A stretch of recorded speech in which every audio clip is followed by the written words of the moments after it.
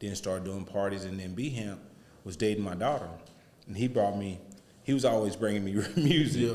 And I said, bro, you bring me music, got 100 people on it. Now, by the time it get to you, I ain't interested in no more. I said, man, get out here, quit bringing me that stuff. So one night he came over, it was on Thursday, and my son was cutting his hair. You know, Ricky, he cut hair now for a living, but he was cutting hair in my living room then. I came home on a Thursday evening, and Hemp was there, and Ricky was cutting his hair, and I went in there, and I heard, as I walked by, I heard him say, give it to him. He's like, nah, man, nah, he gonna trip. He said, it's just you only writing. I'm listening. He said, yeah. He said, go give it to him.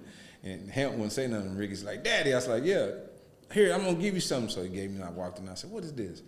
You got 100 dudes on there? He's like, nah. I said, all right, I'm gonna go check it out. So I went in the room, sat down, and I was sitting there watching TV, and I said, let me go check this out. So I went in the garage, and I come from the custom car world, so I had a car with a sound system in it, got it, and put the CD in there, and it popped on, do-do-do-do-do-do-do-do-do. I was like, Ricky, Bobby. And I was like, this kind of jam. Okay. So I replayed it, called my brother-in-law, and I said, hey, man, I want you to listen to something.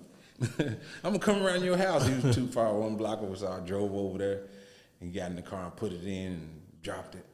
And he turned it down. I was like, what? He said, what you gonna do? I said, what you mean? Because I had another artist named Aquaman out of Fort Worth, and we had a song called Take to a Rim Shot. He said, what you gonna do? I said, man, I can't do both of them. He said, man, it's my choice, man. You do. Who is this anyway? I said, that's Brandon. He said, you talking about Ty boyfriend? I was like, yeah. He said, man, wow, close to the family too, man. Yeah. Aquaman don't do. He said, you got a decision to make. So, the story goes on and on for what decision I made, but the decision I made was right. Yeah. So what made you decide that? I mean, was it just that conversation?